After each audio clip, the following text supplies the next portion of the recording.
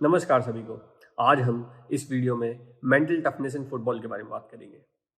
सबसे पहले mental toughness क्या होता है, इसकी strategies, focus and concentration, motivation और भी बहुत सारी चीज़ों के बारे में बात करेंगे। तो स्टे ट्यून्ड।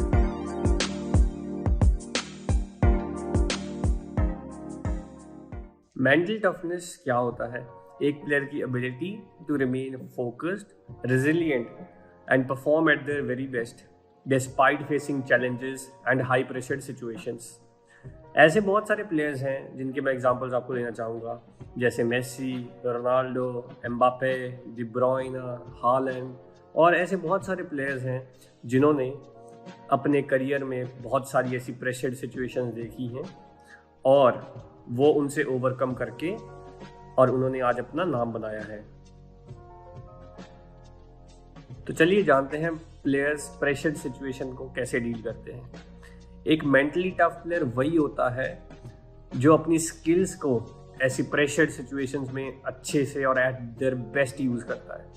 इसका सबसे अच्छा एग्जांपल है हमारे पास Kylian Mbappe. World Cup final against Argentina 3 penalty score करी। जस्ट आप सोच सकते हैं कि पेनल्टी स्कोर करने का प्रेशर वो भी एक वर्ल्ड कप में कितना होता है। अगर हम लोग अपने किसी मैच में, मान लीजिए अपने दोस्तों के साथ भी खेल रहे होते, जब पेनल्टी मिलती है तो हम हमेशा प्रेशर फील करते हैं ना, काफ़ी ज़्यादा ख्याल गोल होगा नहीं होगा क्या सोचेंगे। तो वो सोचिए कि जब एम्बापे जैसा प्लेयर जिसके कंधों पे पूरे फ्रांस का प्रेशर है, वो ऐसी सिचुएशन में आता है जहाँ पे उसे 3 पेनल्टी स्कोर करनी पड़ती है, तो उसका प्रेशर कितना एनॉर्मस, कितना बड़ा होगा। डिस्पाइट दैट उसने 3 पेनल्टी स्कोर करी। ये अपने आप में दिखाता है कि उसकी मेंटल टफनेस कितनी है, कितना मेंटली स्ट्रॉन्ग प्लेयर है। चलिए बात करते हैं ओवरकमिंग सेटबैक्स की। एक मेंटली टफ प्लेयर अपने सेटबैक से बहुत जल्दी बाउंस बैक करता है। Despite it could be difficult, it's really hard to be honest, काफ़ी मुश्किल होता है, बहुत सारे प्लेयर्स तो कर भी नहीं पाते। बट जो एक मेंटली टफ प्लेयर होता है वो अपने प्रॉब्लम से, अपनी डिफ़िकल्ट सिचुएशन से, प्रेशर्ड सिचुएशन से बहुत जल्दी बाहर आता है और अब दोबारा से हाई लेवल पे परफॉर्म करता है।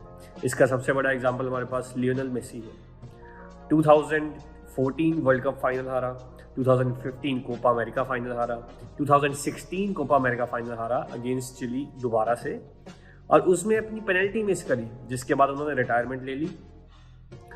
फिर कुछ महीनों बाद दोबारा से वापस आते हैं और आज जैसे अब हम सब जानते हैं कि 3 ट्रॉफीज जीती हैं अर्जेंटीना के साथ, वो भी consecutively, including world Cup final. तो इससे पता चलता है कि मेसी कितनी जल्दी इस बड़ी सेटबैक को अपने पीछे छोड़ के उन्होंने दोबारा से हाई लेवल पे परफॉर्म करना स्टार्ट कर दिया और दोबारा से उन्होंने ये दिखाया कि वो क्यों बेस्ट प्लेयर है। इसके अलावा हमारे पास एक और बहुत बड़ा एग्जांपल है Ronaldo O Fenomeno, the Brazilian Ronaldo. We all know Ronaldo बहुत ही टैलेंटेड यंगस्टर थे, the youngest player ever to win the Ballon d'Or, 21 years of age. But after that he had an injury in the year 2000. उसमें उनके नी पे काफ़ी serious injury हो जाती है, जिसके कारण उन्हें काफ़ी 1 साल से भी ऊपर का टाइम आउट लेना पड़ता है। एंड जब वो वापस आते हैं ऑफकोर्स उनके पास उतनी एक्सप्लोसिवनेस वो सब नहीं रहता, but still he manage to win the world cup in 2002 with Brazil and also the golden boot with 8 goals scored, and in the same year he won the Ballon d'Or. तो इससे पता चलता है कि बड़े प्लेयर्स सेटबैक्स को पीछे छोड़ देते हैं, जितनी मर्जी बड़ी प्रॉब्लम हो वो उसे डील करते हैं और अपने बेस्ट पे वापस आते हैं।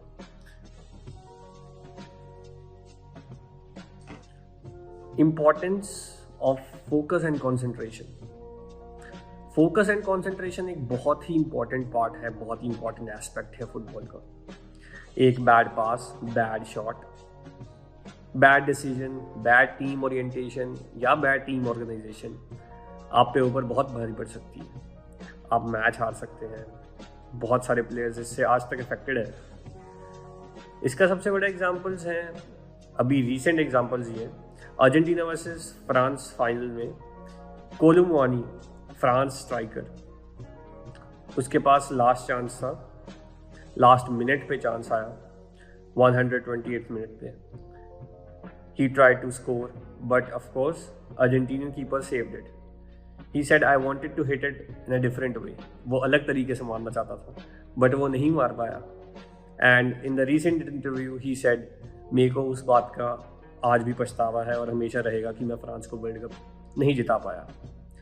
दूसरा एग्जाम्पल है Italian player Roberto Baggio, 1994 World Cup final Brazil versus Italy. Baggio one of the best players in the world थे उस टाइम पे, बट उनके पास एक जॉब थी, इटली के लिए पेनल्टी स्कोर करनी थी. उनके पास लास्ट पेनल्टी थी एंड उन्होंने वो पेनल्टी मिस कर दी. एंड इवन टुडे वो हमेशा यही कहते हैं, मैं उस चीज़ को कभी नहीं भूल पाऊँगा. And they also have a documentary जिसका नाम है Roberto Baggio the man who died standing. So ऐसे बड़े बड़े प्लेयर्स जो बेस्ट प्लेयर्स हैं, वो कैसे फोकस एंड कंसंट्रेशन की वजह से, मेंटल टफनेस की वजह से एक पॉइंट पे अपने करियर के कितना सफ़र करते हैं. ये सब बहुत ही मुश्किल होता है कई प्लेयर्स के लिए, जो वो पूरे थ्रू आउट सफ़र करते रहते हैं. और बाजू ने तो ये भी कहा है कि वो उस चीज़ को कभी नहीं भूल पाएंगे. तो चलिए जानते हैं कि प्लेयर्स अपना फोकस कैसे मेंटेन करते हैं. फोकस मेंटेन करना एक बहुत बड़ा पार्ट है फुटबॉल का, और इसकी बहुत सारी एक्सरसाइजेज हैं, जैसे positive self talk, visualization and meditation. इसके हमारे पास बहुत सारे एग्जांपल्स हैं, जैसे क्रिस्टियानो रोनाल्डो, वो हमेशा अपने आप को पॉजिटिव सेल्फ टॉक देते रहते हैं कि I am the best, I am the best. उसके बाद दूसरा एग्जाम्पल है हमारे पास नेइमार जूनियर. ये एक थोड़ा डिफरेंट एग्जाम्पल है. उनका एक अपने आप में एक प्री गेम रिचुअल है, जिसमें वो हर गेम से पहले अपने फादर के साथ कॉल पे बात करते हैं, और वो दोनों फ़ोन पे एक प्रेयर कंडक्ट करते हैं हर मैच से पहले, जिससे कि नेमार अपना फोकस मेंटेन करते हैं. चलिए मोटिवेशन की बात करते हैं. फुटबॉल में मोटिवेशन एक और इम्पॉर्टेंट एस्पेक्ट है. इससे footballers, coaches and as a whole team you feel confident and you work together. So इससे टीम स्पिरिट बढ़ती है, टीम की परफॉर्मेंस इंक्रीज होती है, इंडिविजुअल्स की परफॉर्मेंस इंक्रीज होती है, कोचेस की इंप्रूवमेंट होती है.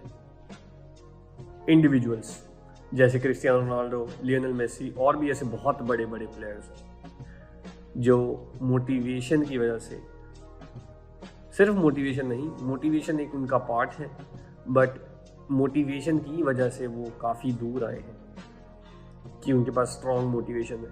और क्रिस्टियानो रोनाल्डो वो 39 ईयर्स के हो गए हैं, बट स्टिल उनकी मोटिवेशन ऐसे लगती है कि वो बहुत यंग प्लेयर वाली होती है. तो इससे आप पता लगा सकते हैं कि वो कितना अपने आप को मोटिवेटेड रखते हैं. अगर हम टीम्स की बात करते हैं तो टीम्स की यूनिटी इंक्रीज होती है. इससे टीम्स काफ़ी अच्छा कल्चर बन जाता है अंदर, काफ़ी फ्रेंडली और ऑर्गेनाइज्ड हो जाती हैं, कोच के टैक्टिक्स अच्छे से काम करने लग जाते हैं. ये सब चीज़ें होने लग जाती हैं जब आप मोटिवेटेड होते हैं एज अ टीम.